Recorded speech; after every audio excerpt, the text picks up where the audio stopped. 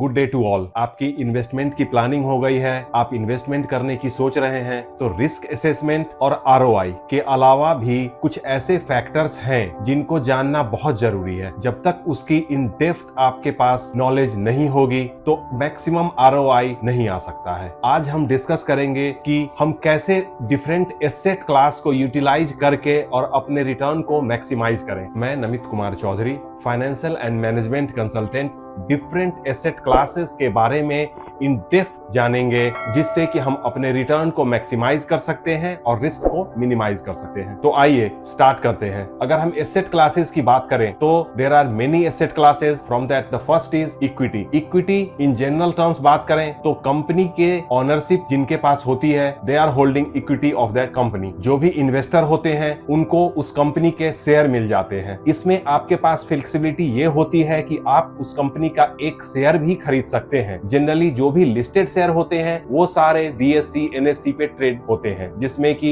एक शेयर या आपके पास जितने भी फंड है उसका अपने हिसाब से आप खरीद सकते हैं। अगर हम रिस्क और रिवार्ड की बात करें तो इसमें रिटर्न्स की पोटेंशियल ज्यादा होती है, रिस्क और वॉलेटिलिटी भी ज्यादा होती है, जिसको कि हम सिस्टमेटिकली प्लान्ड वे में अगर अच्छे तरीके से करें तो मिनिमाइज कर सकते हैं। इसी में म्यूचुअल फंड के ऑप्शंस भी आपके पास होते हैं, जो कि आपका पैसा म्यूचुअल फंड मैनेजर्स जो होंगे वो लगाएंगे इक्विटी में ही, बट आपके पास फ्लेक्सिबिलिटी है। एक मंथली सिस्टमैटिक तरीके से आप अपने फंड्स को, अपने सेविंग्स को इन्वेस्ट कर सकते हैं, जिसे हम एसआईपी भी बोलते हैं। अगर आपके पास लमसम अमाउंट है तो आप एक बार में भी म्यूचुअल फंड के थ्रू इक्विटी में इन्वेस्ट कर सकते हैं। जनरली 3 तरीके के कंपनीज आती हैं, लार्ज कैप, मिड कैप और स्मॉल कैप। आपकी रिस्क टॉलरेंस कम है तो आप लार्ज कैप के शेयर ले सकते हैं। आपका मिड रेंज का रिस्क टॉलरेंस है तो आप मिड कैप के ले सकते हैं, और आप अगर ज्यादा रिस्क लेना चाहते हैं तो आप स्मॉल कैप के शेयर्स भी पिक कर सकते हैं। रिटर्न की पॉसिबिलिटी सब में बराबर रहती है। इट डिपेंड्स कि उनके रिपोर्ट्स कैसे आ रहे हैं, उनकी प्रोग्रेस कैसी हो रही है, वो किस तरीके से अपने बिजनेस ग्रोथ की प्लानिंग कर रहे हैं, क्या कैपेक्स करने वाले हैं, क्या रिवेन्यू ग्रोथ रहने वाला है, क्या एक्सपेंशन करने वाले हैं। तो इन सब चीजों पे डिपेंड करता है और अकॉर्डिंगली उनके प्राइसेस अपवर्ड्स जाते हैं, कभी स्टेगनेंट होते हैं, कभी थोड़ा डाउन भी होता है। जनरली जिन कंपनीज की भी कैपिटलाइजेशन 20,000 करोड़ से ऊपर होती है वो लार्ज कैप में आते हैं। जिनका 5,000 करोड़ से 20,000 करोड़ के बीच में मार्केट कैपिटलाइजेशन होता है वो मिड कैप में आते हैं, और 5,000 के नीचे जो भी होते हैं वो स्मॉल कैप में काउंट किए जाते हैं। अब कंपनी के ग्रोथ स्टाइल से भी आप पिक कर सकते हैं। अगर हम इक्विटी की बात करें तो इसमें आप सेक्टर वाइज भी पिक कर सकते हैं। आपको किस सेक्टर में पॉसिबिलिटी ज्यादा दिख रही है, अगर मार्केट एनालाइज करेंगे, एक्सपर्ट्स की एडवाइजरी लेंगे तो वो आपको इस चीज का इंडिकेशन देंगे कि किस किस सेक्टर की पॉसिबिलिटी कमिंग डेज में ज्यादा है। और टेक्नोलॉजी सेक्टर है, health care, energy, financial, industrial या फिर टेक्सटाइल। तो there are different kind of sectors जिसमें कि आप इन्वेस्ट कर सकते हैं। इक्विटी में ही आपके पास एक और ऑप्शन है ईटीएफ का, जिसे एक्सचेंज ट्रेडेड फंड बोलते हैं। इसमें एक कंपनी के बजाय आप एक ग्रुप ऑफ स्टॉक्स पे पैसा लगाते हैं। ईटीएफ के जो एडवांटेजेस हैं कि इसमें आपको अलग से डाइवर्सिफिकेशन करने की जरूरत नहीं, क्योंकि ETF itself is a diversified fund. Liquidity same like share market, stocks, other stocks, any time you can sell and you can have your funds. Charges same होते हैं आपके पास। अगर हम ईटीएफ की इन जनरल बात करें तो it's a group of fund और जनरल स्टॉक्स शेयर्स की तरह ही एक्सचेंज पे ट्रेड किए जाते हैं। अगर हम निफ्टी 50 ईटीएफ की बात करें तो निफ्टी 50 के 50 टॉप शेयर्स का एक ग्रुप है, जिसका फंड मैनेजर्स, फंड हाउस ने एक ईटीएफ बनाया हुआ है। आप अगर वो लेते हैं तो ऑटोमेटिकली एक ईटीएफ के थ्रू आप उस 50 कंपनीज में इन्वेस्ट कर रहे हैं। फंड हाउसेज उसकी मॉनिटरिंग करते हैं, उसके कैपेक्स देखते हैं, रिवेन्यू ग्रोथ क्या रहने वाला है, कंपनी का ग्रोथ क्या रहने वाला है, तो इसमें रिस्क काफी मिनिमाइज हो जाता है। Now the second asset class is fixed income. इसमें आप जो भी इन्वेस्ट करेंगे आपके रिटर्न्स फिक्स तरीके से ही आएंगे, जैसे एफडी हो गए, बॉन्ड हो गए। अब एफडी की बात करें तो आप कॉर्पोरेट एफडीज भी ले सकते हैं, बैंक के एफडीज भी ले सकते हैं। इसमें जैसा हम जानते हैं कि इंटरेस्ट रेट तो फिक्स होता है और आपके रिटर्न्स भी फिक्स होते हैं। इसमें आपको आपकी रिस्क जो है वो बिल्कुल मिनिमम के बराबर होती है। सेम वे बॉन्ड्स के भी हैं तो उसमें रिटर्न फिक्स होते हैं, कितने परसेंट आपको मिलने वाले हैं। इसमें गवर्नमेंट के भी बॉन्ड्स आते हैं, कॉर्पोरेट के बॉन्ड्स आते हैं। तो depending on your risk tolerance and appetite आप अगर चाह रहे हैं कि मुझे एक फिक्स रिटर्न अपने इन्वेस्टमेंट पे आए, तो आप एफडी बॉन्ड्स के जरिए फिक्स्ड इनकम ले सकते हैं। जनरली यह एसेट क्लास जो भी हायर एज ब्रैकेट में आते हैं, जिनको ज्यादा रिस्क नहीं लेना चाहिए, जिनका फोकस अपना कैपिटल के सेफ गार्ड करने पे ज्यादा रहता है, वो पिक कर सकते हैं। Now third is real estate. Real estate जैसा कि सब जानते हैं, रियल एस्टेट में भी आपके पास बहुत सारे ऑप्शंस हैं। आप लैंड ले सकते हैं, आप रेसिडेंशियल के लिए देख सकते हैं, आप कॉमर्शियल प्रॉपर्टी देख सकते हैं। रेसिडेंशियल की बात करें तो आप फ्लैट भी ले सकते हैं, आप फ्लोर्स ले सकते हैं। Depending on your fund availability आप पिक कर सकते हैं कि रेसिडेंशियल लेना है, कॉमर्शियल लेना है, क्या साइजेस लेने हैं। अगर कॉमर्शियल की बात करें तो आप ऑफिस ले सकते हैं, वेयर हाउस हो गया आपके पास ऑप्शन। तो इन सब तरीके से रियल एस्टेट में भी आप अपना इन्वेस्टमेंट का सोच सकते हैं कि रियल एस्टेट में थोड़ी सी लिक्विडिटी की क्राइसिस रहती है।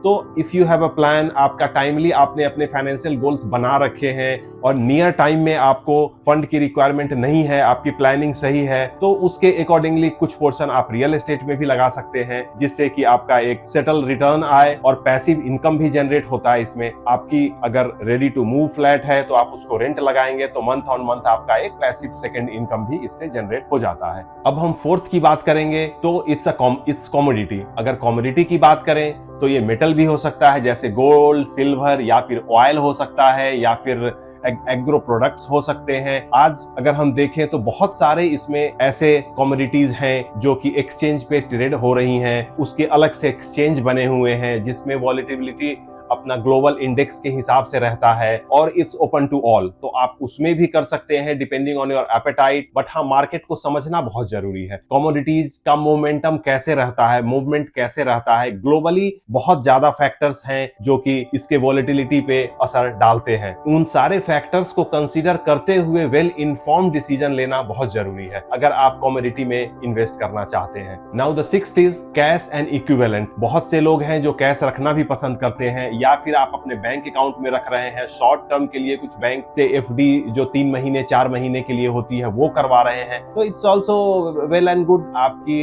रिटर्न की पॉसिबिलिटी उसमें मिनिमम रहती है, बट हाँ, आपके पास लिक्विडिटी है तो if you want to use it, आपको कुछ यूज करने की जरूरत है तो आप अपने फंड का यूटिलाइजेशन कर सकते हैं। इसके अलावा हम अगर ऑल्टरनेट इन्वेस्टमेंट फंड्स की बात करें तो प्राइवेट इक्विटी के भी ऑप्शंस हैं, या एज अ वेंचर कैपिटलिस्ट आप किसी नए स्टार्टअप में इन्वेस्ट कर सकते हैं।